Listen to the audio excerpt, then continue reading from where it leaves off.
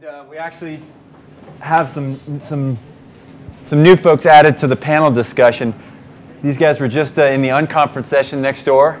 I'll let them introduce themselves, but they're from the Alive project, Alive In project. You may have known Alive in Mexico or Alive in Baghdad.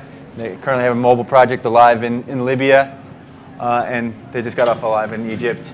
So they're all working on the same ideas, and so we're just going to bring things through the domestic and the hyper-local up to the international, and hopefully we'll get some perspective on things. So again, I'm Cornelius Swart, and the last session I was officially here as a sponsor from the Oregonian News Network. Here I'm a volunteer, so I'm wearing a different hat or no hat at all. And so yeah, I used to run a hyperlocal community newspaper in North Portland. I spent years as a community organizer, as an environmental activist in my very young days with Earth First and Greenpeace.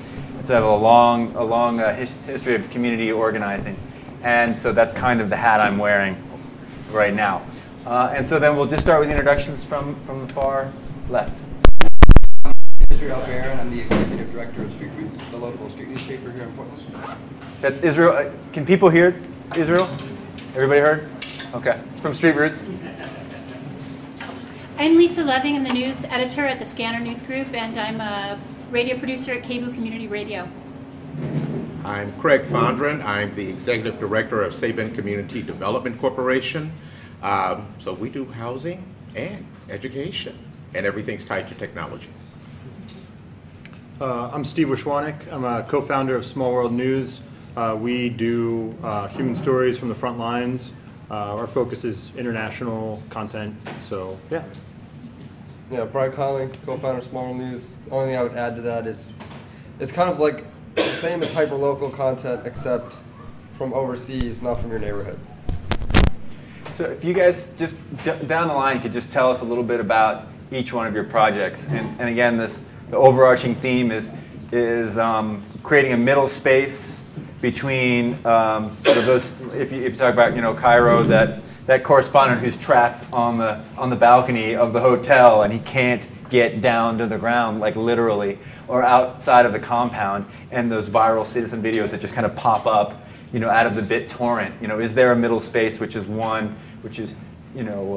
curated or moderated or coordinated by a filmmaker, by a journalist, by a professional, but who's really coming through the lens of a citizen journalist who's newly empowered by digital tools.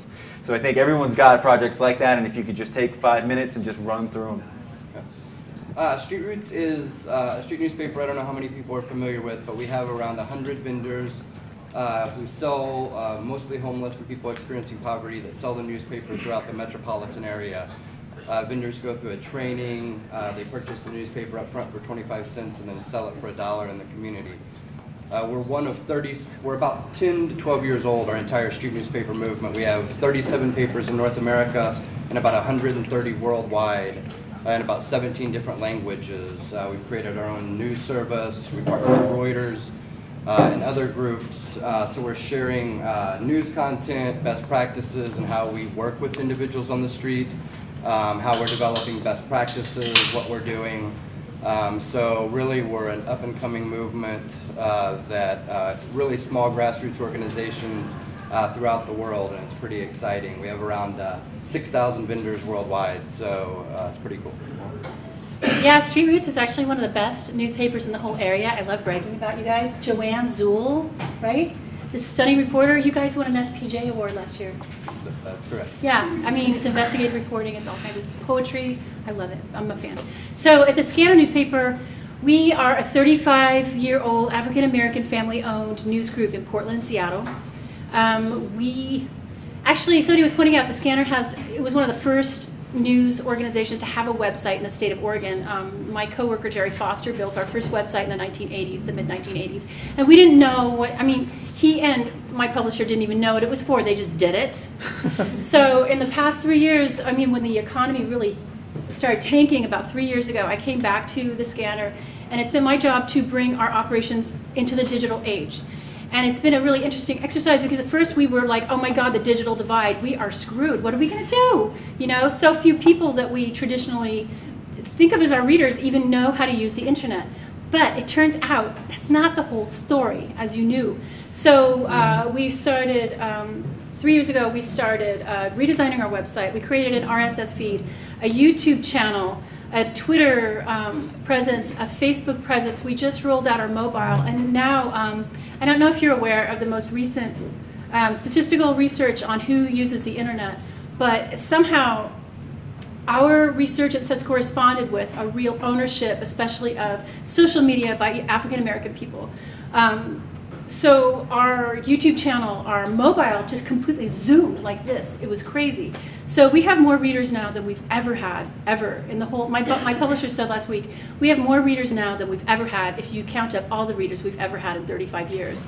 So we have 140,000 unique visitors a month. We get between 3 and 4 million hits a month, which isn't the same as visitors. And one thing that we've learned, and I'm not going to talk all day, is that when you look at who your hyper-local community is, especially when you're talking about Egypt, right? But here we're talking about hip-hop. We're talking about that Hellfighter plane that went down in the woods outside of Astoria. Just when we think we know who our readers are, something that we stick on our website because it's a trending story, it just takes off and we get hundreds of reader comments from all over the world. Our biggest readership is in the Pacific Northwest, but our second biggest readership is in the Netherlands. Thousands of people in, what is it? Well, anyway, thousands of people from the Netherlands come and read our website all the time. And people want hip-hop news. People care about unemployment. Those are our biggest issues. Hip-hop, unemployment, and history. So what we found is we create these media platforms. It's the whole idea of the long tail. We put our structure in place, and then something happens, like Congress starts debating unemployment, and everything on our zone just goes like this. So we've learned to redefine who our communities are as we go. And when you think about, you focus in on your hyper-local community, your traditional community, and you put that stuff on the web, you put it on Twitter, and it creates ripples in which your hyper-local community redefines itself. You definitely see that in the Middle East. You're definitely seeing that. Persian Kiwi, everybody wants to know that Persian Kiwi's okay, right? We don't even know who that is, but I'm just putting that out. You focus in on your people, but then the world starts paying attention and they claim you as well. And yeah, building community is the #1 thing. Okay, and Craig is your point guard for your basketball team on building your community. I'm saying that. I'm an old dinosaur that was forced to get into the technology movement. My organization actually houses folks in 9 of Portland's neighborhoods. We house the hardest to house. We house those that are in that income bracket. So we are those people that have been working on the digital divide here for almost 20 years. So the gentleman mentioned something about the city and broadband. I also don't want to hear that again. We've been doing that for almost 20 years, and there is none. That's local, and that's open to everyone. So my organization, the first thing we have to do is get you comfortable with a computer. Get a computer in your home. Get you some connectivity. So we have partnered over the years with Microsoft, with America Online, to be able to donate tools to communities free of charge, which is a biggie for us. I can honestly say HP has been one of our largest supporters. They don't give us money. They will have a truck come here from Texas with 200 computers on it that we can give away to community folks. Website. Yes, we are trucking along with the website thing. Everything we do involves community. Everything we do involves community volunteers. Everything we do targets this community and is actually picked up for us back east before it is here. We also use all the tools in town to do our training. When we do web exploration, we also train youth, seniors, moms. If you can get on a computer, we have a class for you, literally. This past year, our largest growth group has been seniors. We now have a partnership with Easter Seals, senior workforce. Harvey Rice and Paul Knowles. Paul Knowles is considered the mayor of Northeast Portland, is one of our instructors. They recruit their students. They fill up their classes. Now we have 2 days where there's nothing but senior instruction from 9 o'clock in the morning until 4 o'clock in the evening. Youth instruction, of course, is in the evening. Our kids actually do short films. The Interstate Max commercial you might have seen on Channel 12, designed in the community by kids, even the jingle, and they were paid. So we use this tool to make sure the community can really design its own message. Like these guys, there's a shooting in the neighborhood, thank God to the scanner now. We partner with them too. Yes. They're actually, honestly, if you get on the internet, your first site is them. Yeah, we partner with Save Period. CDC, and you could do that too. That's why he's here. Black USA and Jazz USA are two of our newest partners, and I believe they're on your site as well, ma'am. This year we will be doing quite a bit with the public school system in Black USA. Evidently, it's not done through the year, so we've been the group now that they want to feed that. But our tools are to close the divide, to get people interested, and honestly, my community will be left behind without that tool, period. So with Small World News, we've been working on online video and online journalism since 2006. We started with Alive in Baghdad, and my role in the organization has always been sort of one of the back-end nerds who more often than not stays home. So for Baghdad, I was the guy who was editing all the video, working with the translators and all those kinds of things. And for about 2.5, 3 years, we ran a weekly video podcast, or whatever you want to call it, video blog. It's been called so many things throughout the years. And we did that from 2006 until 2009. And What called? Alive in Baghdad. Yeah, I don't think you said that. Oh, sorry. And that it was a project called Alive in Baghdad, and we had a team of journalists in Baghdad who were producing content. We had anywhere from 5 to 10 journalists throughout the years working for us, and a team of translators as well. And they were all paid staff members. And yeah, so we did that for a couple of years. We also did a project based in Mexico for about 1.5 years.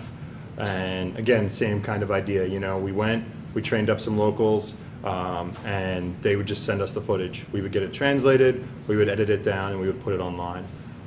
More recently, we've done some more work in Afghanistan, doing a lot of election monitoring. And we've done some work in Gaza, we've done some work in Tehran with the uprising there. And we've kind of tried and experimented with a couple different approaches. Sometimes we say, because we learned a lot about Baghdad, and you know, dealing with video can be really cumbersome.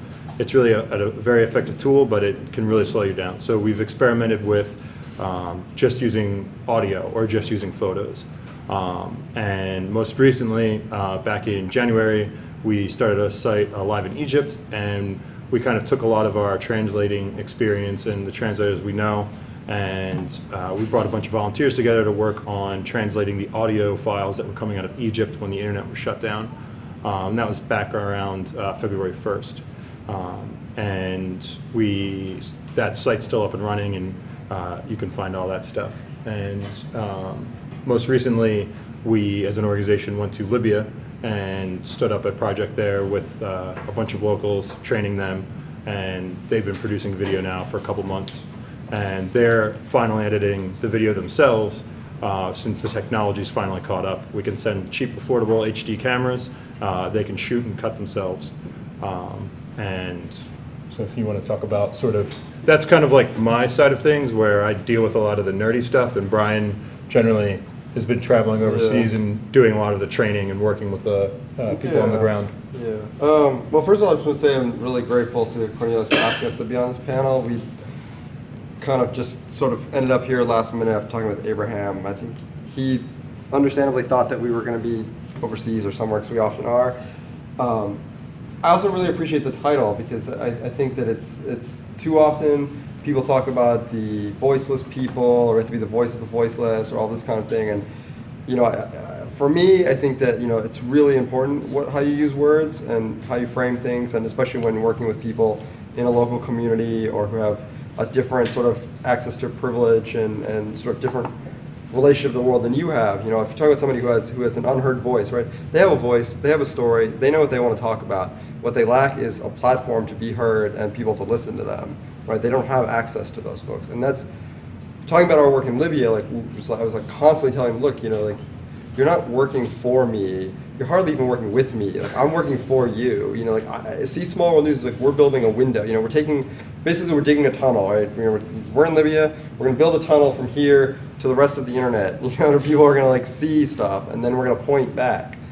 And that's what we're doing. You know, all we're doing is doing the training of people and helping them understand, and also, you know, being a bit hard-nosed about it and saying like, you know, I know everybody wants to like make videos and be arty and whatever, but that's another thing. Like there's a formula. If you want to make news, if you want to make professional content, if you want people to trust you and to believe you, it's not just about the storytelling and the ethics, but it's also about how you frame a shot and how you understand like what is done on television. It's very simple. You know, for years we've all been kind of like taught that, you know, journalists are special people and that only like very special people can make video or can do this sort of thing. You just need to know the formula. And once you know the formula, anybody can do it. I mean, in the last few years, we've trained Libyans who never did video before. We trained Afghans who, you know, barely had access to cameras. Last year, Indian community activists, you know, never seen cameras before, were producing quality stuff. Louis in the Congo. Yeah, you know, one of our colleagues, Louis, is a bit focused really in the Congo, and he worked on a documentary there with women who were like women victims of rape and war, you know. But really, at the end of the day, like it's all about like how do you figure out what local people need and support them to get their stories told, right? It's sort of like, and sometimes it's video, you know, sometimes it's other things. Just that's what we're trying to figure out. I mean, we happen to be excited by video because that's our background. We're filmmakers and sort of documentary people. We're not actually journalists by education and training. We're journalists by experience. Yeah, I mean that's the thing I'll have to say. Oh, and you know, you said that you're an old guy and neither. Well, I can say that like I'm a young guy, but I'm kind of a Luddite. And part of the reason I like going to Libya and Afghanistan and Iraq is I don't want to sit at a computer all day. I can like go do stuff. But you know, this is the world that we live in, right? This is the world we live in, my friend. So now, you know, talking about like kind of getting too techie, or you know, the idea that you know, if you empower people with tools, that they should be simple to operate, and yeah, like what are you going to shoot at HD? You know, what are you going to put out there to folks? Israel, you have a project that's in the works that we can talk about, which you're thinking about basically handing out cell phones to folks. To facilitate their storytelling. How's that process going to work? How much training is that going to require? How much of your social network do you need as a foundation to even make that possible? Working with your community, and then you know, what do you see your role as a story editor and a storyteller in the whole process of making stories happen, or helping stories happen, shall we say? Well, to give a little context, Street Roots this summer is going to be launching a new web platform that's very exciting. We've been working with developers in the open source community to build us a new website in Drupal that's going to, basically we asked them to build us the blog town of social justice. So for local people, that's the Portland Mercury blog that gets a lot of attention. We're going to have about 25 community bloggers coming on from all different facets. Currently, we are working with the Portland Police Bureau. We have a police columnist. We have a columnist from the Bicycle Transportation Alliance, Western States Union, et cetera, et cetera. One of the things we see is so many social justice groups and community groups in the community that maybe have a blog or a web presence, but nobody's going to their websites because it's a static website. So one of the things we're doing is we're partnering with about 25 different organizations throughout the community to bring on a centralized place where social justice will happen. Through that, we're developing some training with different web developers, with people that have historically done video, done blogging, et cetera, and we're just basically going to dump a sizable amount of money for our budget into training not just homeless people to do video, to do blogging, but we're also going to be partnering with immigrant groups throughout the community, minority communities, gay and lesbian, transgender communities. So we're going to be actually creating an atmosphere where those organizations can then identify people within their organizations that then become bloggers. So It's pretty interesting, fascinating stuff. Street Roots has a window to a world that's very unique because of the poverty that we do cover. So whether it be the drug trade, whether it be sex trafficking, whether it be homelessness, or these different things that are very gritty and real in the community, that a lot of journalists would die to have the ability to be able to have that kind of access. For example, if we're doing a drug story on opiates or something, we pretty much have access to dealers, to addicts, to people that we can go and talk off the record and get background information, not just talking to the police bureau or the vice squad or the health department. So we have a pretty well-rounded ability to be able to tap into different communities. So it's our goal to basically, much like what you're doing, use flip phones, cell phones, and then to train people, 1 to 2 individuals in these different subsects of communities, to then be able to work with us to do blogging. So we believe and we hope that it's going to blow up this summer, and that it's really going to create an atmosphere where we're able to centralize kind of the Portland liberal social justice movement in a way that we can centralize that to a place where we're actually getting a large group of underprivileged communities out there. So pretty It's cool. real. You provide services and you're a publication. Who do you, does the community that you provide services to and your readership, do they overlap? Who is your readership? Primarily affluent Portlanders. It's ironic, I think, people that don't read. neighborhood people. Yeah. It's the neighborhood people, yeah, that's I'm true. sorry, we Yeah, know our totally get it. carriers Yeah. on Alberta Street. Yeah. Yeah. I mean, it's a wide, it's educated individuals in Portland. It's real, when we've done reader demographics, it's interesting because it's more affluent people and it's poor folk. Those are the 2 readers. One of the things, a lot of street papers didn't, the idea of web presence was often kind of discouraged because we wanted people to buy the newspaper from the vendor, and if people were accessing news online, then it was oftentimes believed that we would move away from that. Well, the Seattle, our sister paper up in Seattle, went live with all of their content, and they saw their sales increase by about 40% over 2 years, because what ended up happening is people in the metropolitan area started accessing Real Change as a news source. So when they actually saw a vendor, they identified with what it was, and then they went and bought the paper. So we believe that we'll actually increase sales for people on the streets by having a live web presence. But the other thing is, when you guys do the reporting that you do, I mean, you get to interview the mayor. You could probably interview the governor. I mean, you get VIPs in there. You have an impact on policy, and that's really interesting too. So what you're doing with this, with your digital project that's going to happen this summer, that's going to percolate to the top. We hope so. Now, the scanner has a video training wing, a video Yeah. training project that works mostly with students. Now, I just wanted to ask then everyone on that training, how much of that training sticks? How much, if you train 10 people, how many kind of working stories will that produce? Do you know that with any regularity?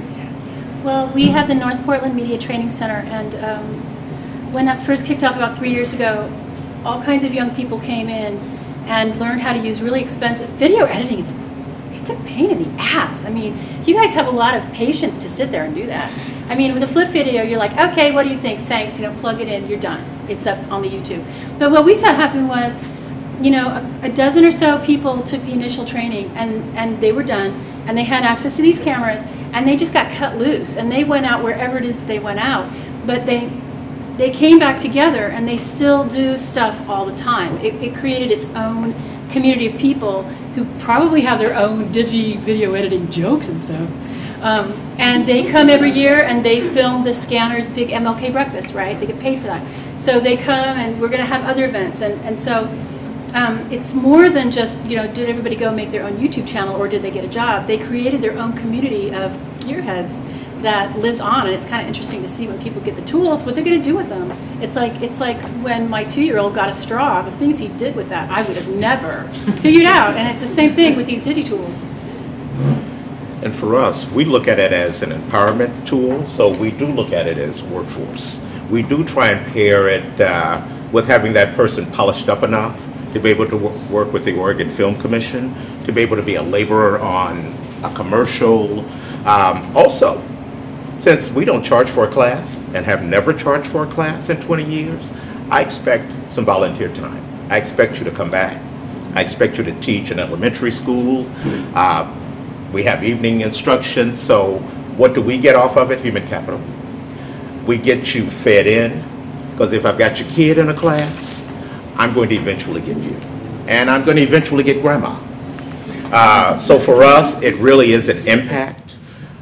We started trying to do print media, trying to do an Alberta Street newspaper. You can go broke doing a newspaper. We learned the hard way.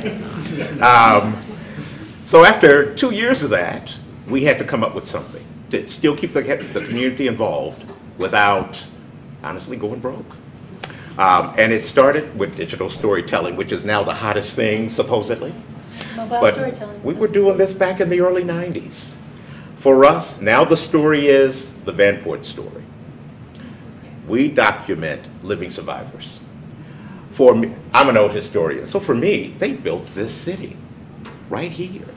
That was going to be multicultural, where people were going to get along, where you were going to shop at the same stores, where your kids were going to go to the same schools, where Steel Magnet said, we're going to break all of that.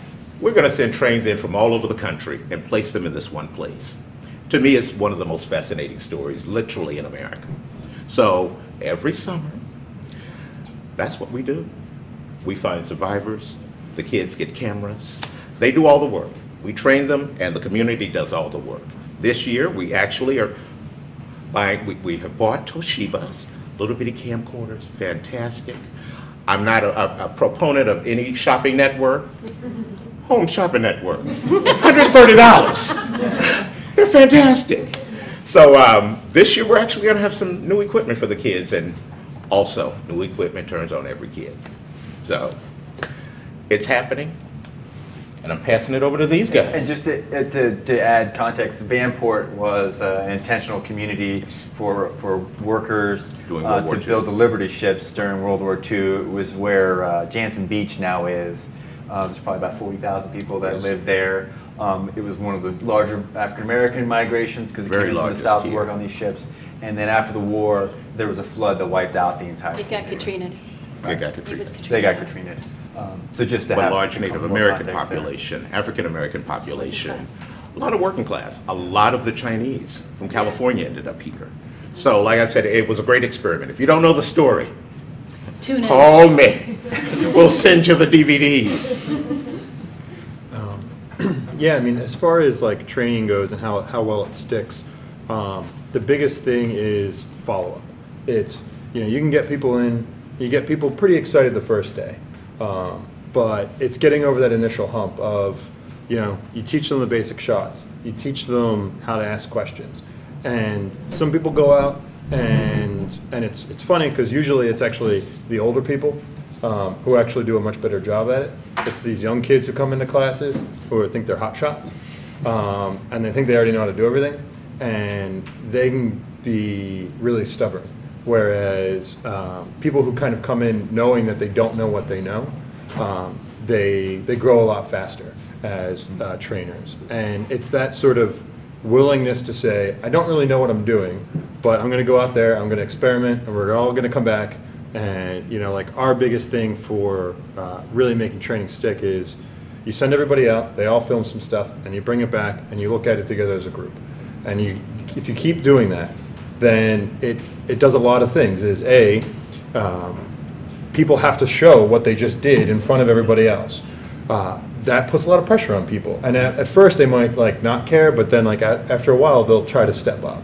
And also it builds a relationship between people to feel comfortable to continue to talk about their work together. And so those are kind of what we've always found to be good practices to get the learning to stick.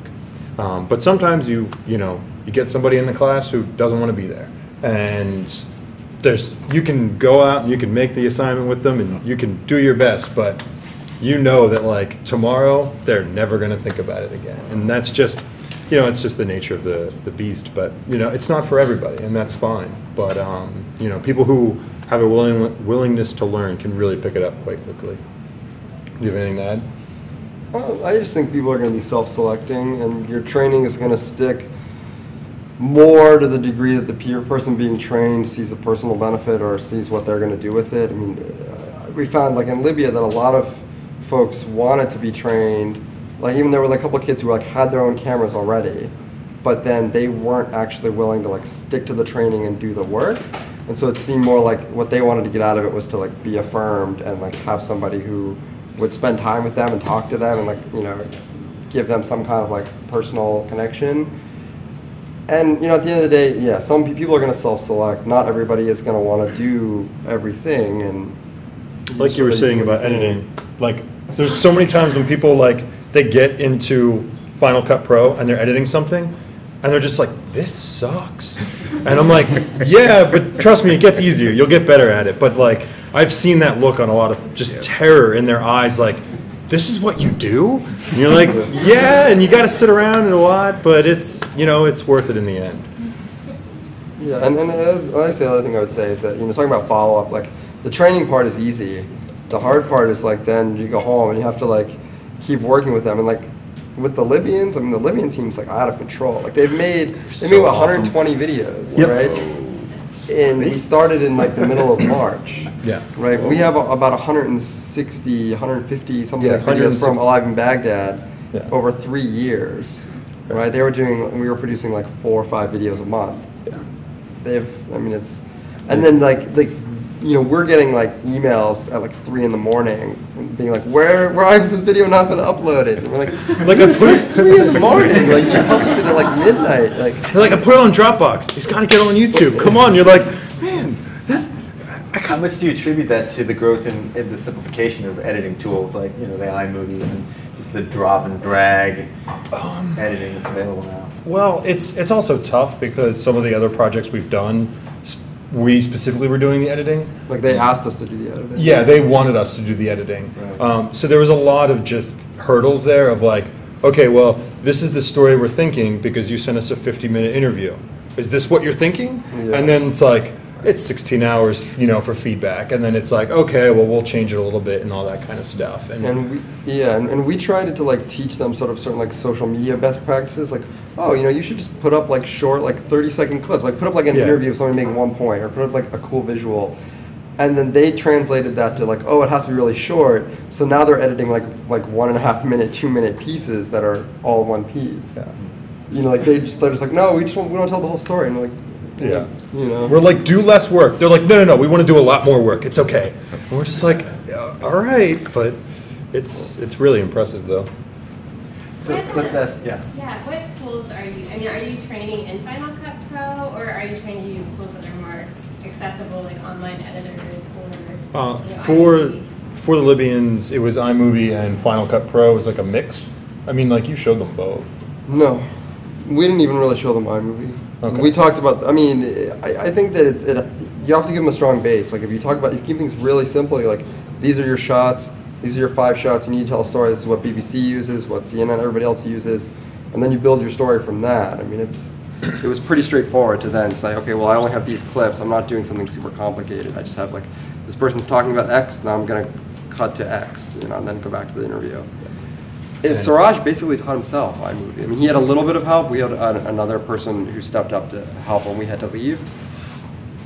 But yeah, in the future, I think we would teach iMovie and we'd give a little bit of a taste of something stronger like Final Cut. You know what I wanted to say about that? Actually, the 1,000 Words blog is the greatest place to go to find out what are the best and easiest softwares for anything that you ever have to do. I'm addicted to that blog. And 10,000, sorry. How many thousand words? It's a lot of zeros, especially late at night on my little computer. But it's kind of like a CNET for people like us, right? And I was just reading about Storify and a bunch of other sort of Twitter software platform aggregators, which was completely fascinating.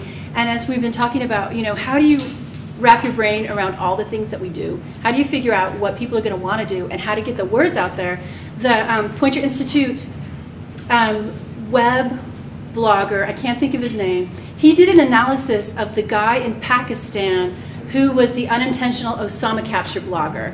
And he used Storify to try to figure out who picked up that guy's Twitters first and how the Twitter information moved along. And it was the most fascinating thing. If you ever try to use social media to get the word out from wherever you are, he came up with this theory that some people are hubs and some people are bridges. And so there were some people that had 27,000 bazillion followers that picked up the tweets from the Osama guy from other people that only had 500 followers. And some people had Twitter followers that were more influential. It was just totally fascinating. But I have to say, that is the best blog. If you want to know what's your easiest software to use for anything, that's where I decided where to get my new, because Flip is dead.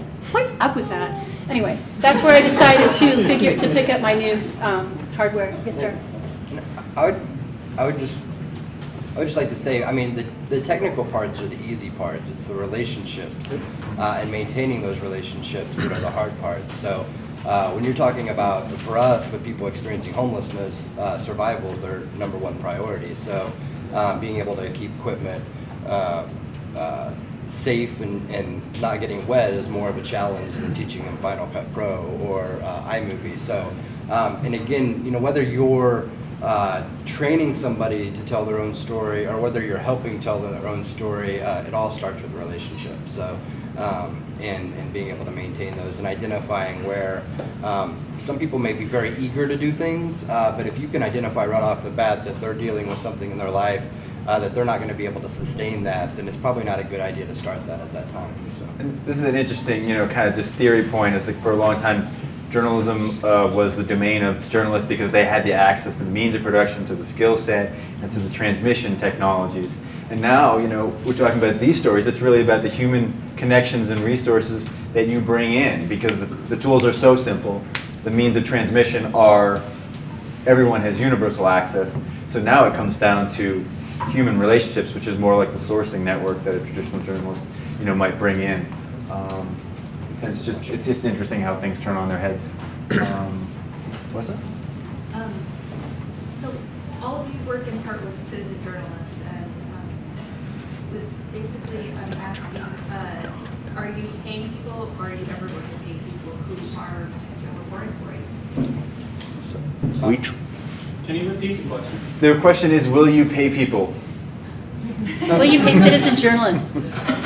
We're going to be paying. We're going to pick 3 individuals experiencing homelessness every year, and they will be getting paid. They'll be getting paid a stipend. From a community standpoint, really, because we work in the for us, we're unique because we work in the nonprofit field, in recruiting other bloggers, citizen journalists, whatever you want to call them, from other organizations. Actually, is a branding mechanism for their organization. So. Really, it's an exchange of being able to get their word out to a broader community in exchange for, you know, that means dollars on the back end for them. So for us, it's really an exchange. So. And for us, we actually we train and we go after companies for projects, paid projects, and we actually place the folks we train to do those projects. So we've done PSAs for the Portland School Foundation, for TriMet. I have to say Vanport has been interesting. The first one, nothing. And the Final Cut Pro, forever. We use something now called, there's a company called Serious Magic that makes great software for kids. It's simple, it's quick. I use it for almost everything except for short films. That way we can have a product done in less than 30 days instead of 6 months. But for us, we go looking for projects that are paid. Toyota's been nice. Kids have actually worked on Toyota commercials here. But we also make sure they have the training. So we attach them with a mentor. The Oregon Film Commission has been great. You guys have been great. Actually, their instructor is my old instructor from their media center. It's not my fault. I know, no, he's come back. We got pieces of it back. So we look for it. We look for how do we take what you've been trained and how can that turn into a job for you? Or how can that become interesting enough for you to want to go to college? We just hired our first blogger for pay, and we pay photographers too. I would say that nobody works for us I mean, they're not, I mean, first of all, second of all, they are paid. In Iraq, they were paid. In Mexico, they were paid. In Libya right now, we're trying to figure out how to fund it. Nobody wants to get paid in Libya. They get really annoyed whenever we try to tell them, like, you really need, you know, we should give you some money. No, give us more equipment. Give us more, we need bandwidth. We need a satellite. We need all this other stuff. And then I think the second question, second point is like, what does the term citizen journalist even mean? To me, it's become like completely meaningless in a way that like, it used to be derogatory.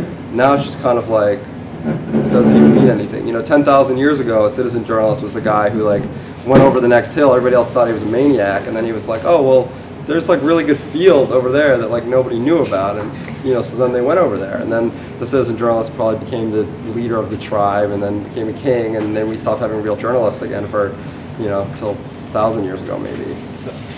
That's my point of view. I think it's kind of dangerous, actually, in a way that like now everybody has access to the means of production, because it makes it harder to find people who are producing real material and who are really thinking hard about ethics and telling a story and trying to do something that's honest.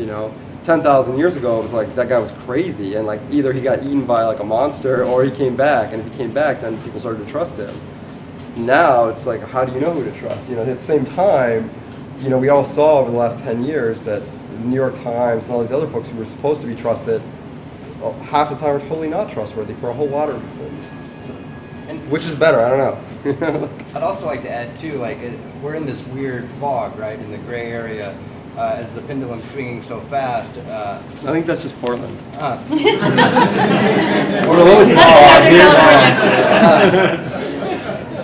But the big boys and girls have been messaging, the dailies, the weeklies. They're in an environment where it's easy to create this kind of aura that the citizen journalists are taking over. But if you create a successful model, example for us, like a street newspaper, and you're able to build momentum, build resources, then you're able to create an atmosphere where you're bringing revenue through the door and paying people. And so I think that we've yet to see what's on the horizon. So I think a lot of these small startup projects, as they get momentum going, will create jobs, will create things. It'll be at a much smaller level, obviously.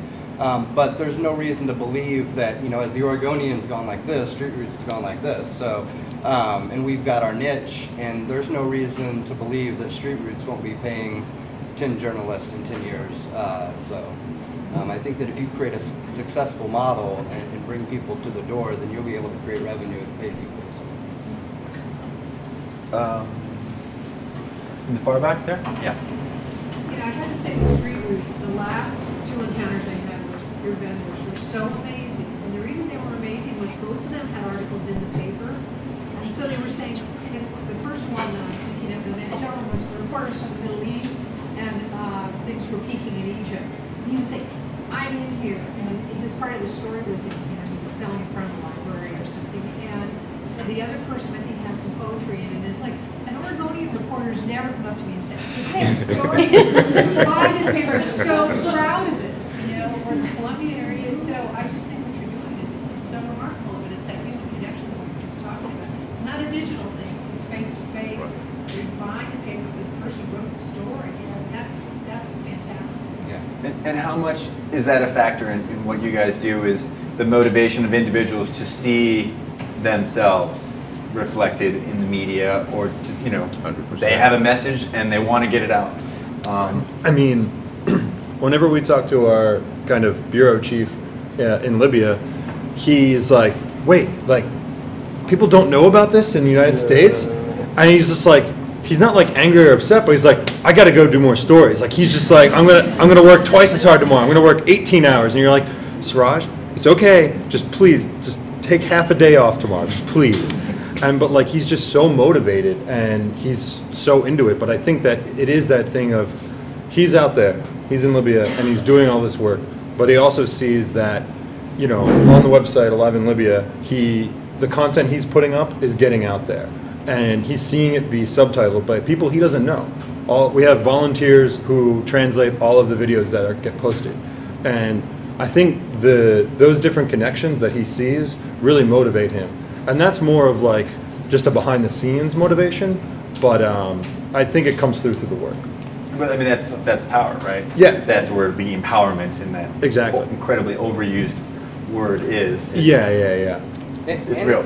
And it's creating a historical archive. Like for homelessness, we've gone back and finding original source material written from people who experienced homelessness prior to the 1960s. I mean, even you go back to the Depression era or to the turn of the century, there's almost zero material that exists from people's voices. And so, you know, I think the context of what we're talking about, we're creating an archival material for the next 100, 200 years for people to go back and look at a snapshot of this time in history and be able to know what life was like for a certain segment of population, because throughout time that's just not been the case. And I agree with that. I'm in a community that's slowly disappearing. It wants a voice. So we actually today feel really privileged that we were able to build that, and they can come and speak. You'll be hearing more about it. As somebody who's classically trained, it's told, you know, you have to credibility. What I think is so wonderful about all of what you've been talking about is that the credibility of your products is immediate, and it sounds like with the people who are purchasing or using your products, it's 100%. And it's based on those relationships where people trust each other because they have a face-to-face human relationship, and it's not through a masthead or a screen or a piece of paper. I just find that wonderful. You know, it's funny, I was remembering when I used to work at the Clackamas County News in Estacada, because it strikes me, the more, I've said this already today, the more our tools change, the more what we do stays the same, right? And I used to, so I worked at the Clackamas County News in Estacada, and we would do these old-fashioned police reports, and you'd go to the cop shop, and they'd be in a basket, and you'd go and you type them on a typewriter, believe it. And sometimes you'd put those copy reports in the paper, and who was in those copy reports would come after you. And once we did a copy report like that, and this family, I'm not going to get into it, but they came to the office and they wanted to talk to the publisher, and he was out the back window. It just cracks me up, but it is what relationships are about. And because the other part of that I kind of wanted to bring up, and it's a weird thing to bring up, is at the scanner we get a lot of hate mail. We get a lot of hate mail. And At a newspaper? Yeah. That's and, never happened. We get a lot of reader comments that are hostile and violent, and we've seen over the years that, you know, white supremacists are online. They do a lot of their harassment online, they do a lot of their organizing online, and we can see sometimes when we are being blasted by, I'm just going to say, I'm not going to name specific organizations, but speaking of relationships, sometimes it comes back at you the other way. And I just had to bring that up because I don't know if everybody has to deal with that. But we actually have like so many firewalls and moats that were like a medieval castle sometimes. And that's part of the relationship too, is pissing people off. And then they come at you. But it's interesting about the comment about the social relationships, and that's so true that then gets to be expressed in a powerful way through social media, because it's like literally the physical way of distributing some of this content. I'm not sure if I want to ask a social media question. I would like to ask, because I think the professional journalist, or the journalist, the trained, experienced storyteller, is a vital part of this process, because it's really like there are people out there gathering these stories, they're telling the world as they see it, but I feel like there are some professional trained storytellers here at the back end. Can you just speak a little bit to how your role as storyteller works, like when you had to say to someone, like in handling some citizen journalists, I'll say, well, it's not a Wikipedia entry. Don't give me the history of the piece. Tell me the story. What was the obstacle that was overcome? What are the characters? What is the behavior that repeats to define those characters? Tell me what changed over time. Tell me what's the most significant thing to your reader first.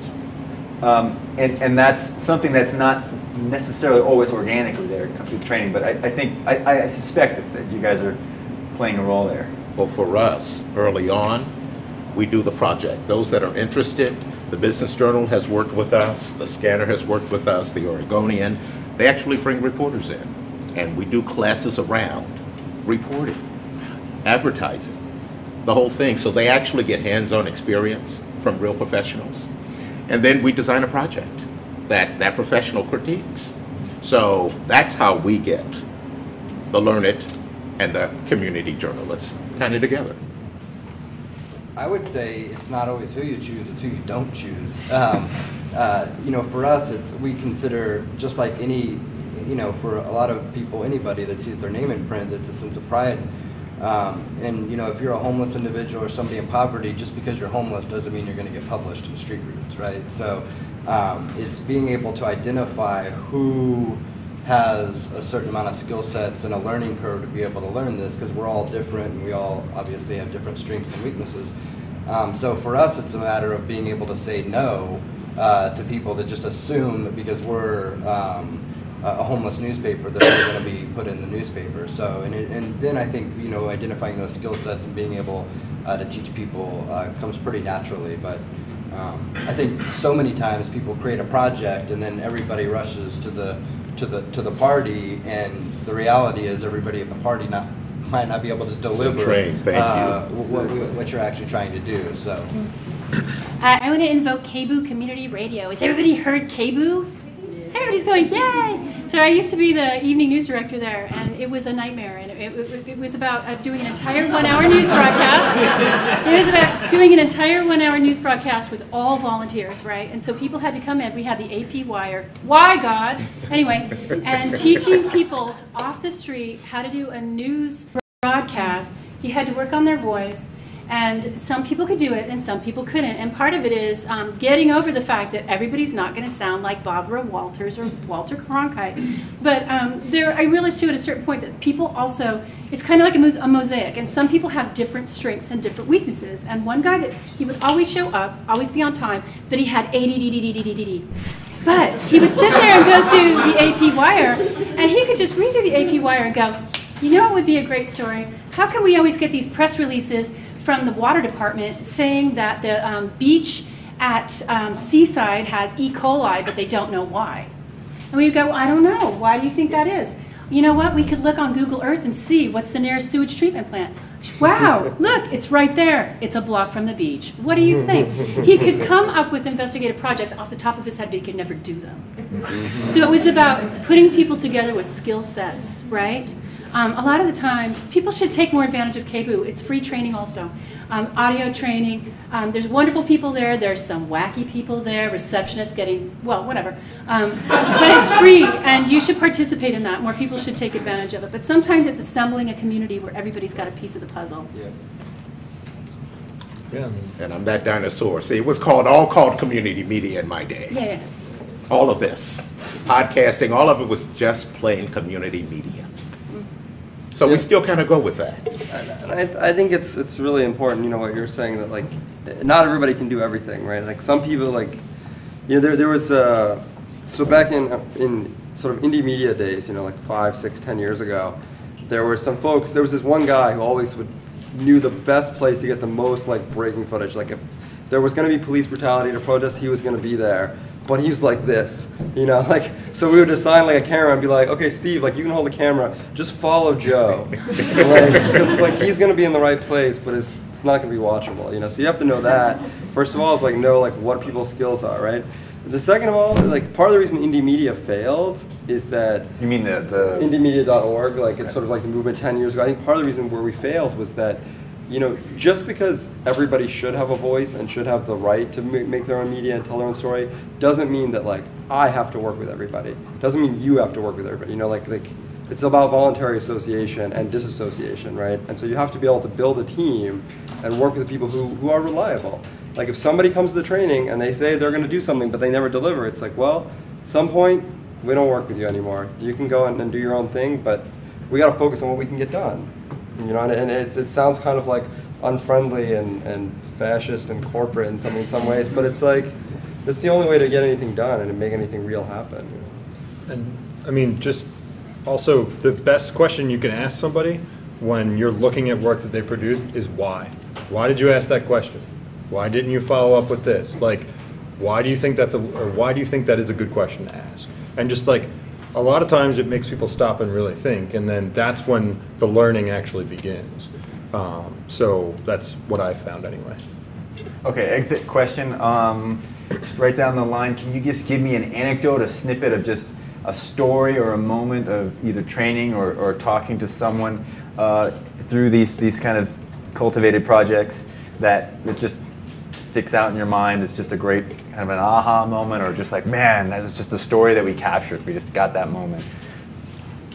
Well, we're working on a story on rats right now, and that's going to be our first. The person we're training with the video is going to talk about the relationship between rats and homeless people, and I think that watching it and doing it, it's quite apparent that it'll bring a whole new conversation to the table of what it means to be homeless in downtown Portland and to live with rodents. So, pops out.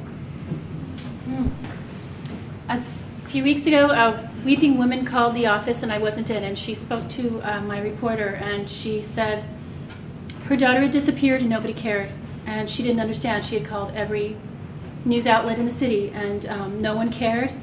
And my reporter interviewed her, and turned into a really big story. Her girl's name is Yashani Vaughn, and the scanner was the first people that listened to the family. And when other people saw the story, they picked it up. But there's another one that I've been working on.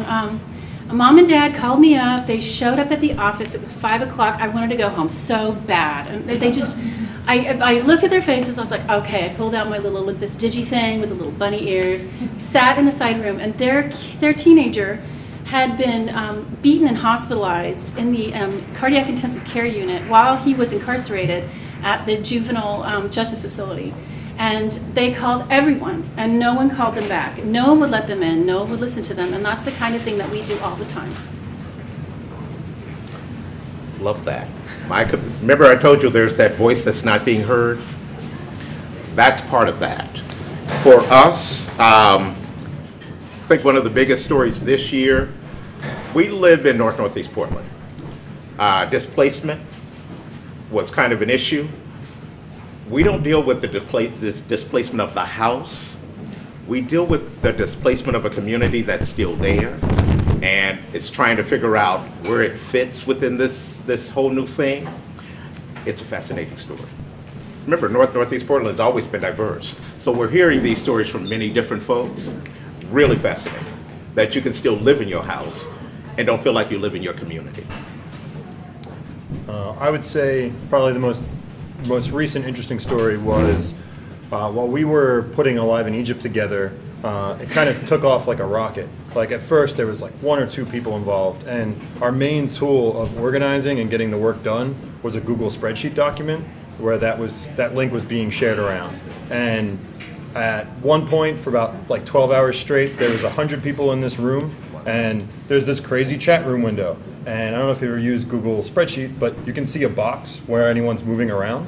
So there's basically 100 boxes racing around this spreadsheet, a conversation going, and everybody's watching Al Jazeera on their computer as well. So it's like this whole conversation of, hey, listen to this audio file. It's someone singing a song from the streets of, Tahrir Square. Oh, look, Mubarak's going to come on. And it was just this moment of like, wow, this is a very bizarre thing of like Brian was in Florida. I was here in Portland. Like, it was just this crazy thing of like, I was in Tucson. I was on my way moving to Portland. I had to stop for 3 days to like do this at my father-in-law's house. It was just one of those like wonderful moments of like, this is very much a now moment thing, and it was really just a beautiful moment. Yeah, and one other quick note about that, sort of related to the not everybody can be at the party.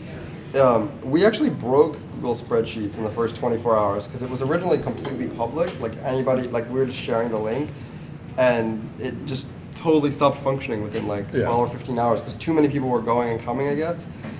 And it was funny because like coming from, sort of history of like indie media and protest movements, whatever, we kind of like, we wanted to be a closed system because we were really worried that, there would be infiltrators, people would just like randomly destroy stuff. None of that actually happened. And now, I mean, all the translation is pretty much open and available, and we've had very little problems so far. Yeah, I mean, it could be if there was a targeted group or government or a large organization, sure, but by and large, keeping it open has made it more effective. And please don't go in and ruin our translations. Well, thank you all so much. Thank you.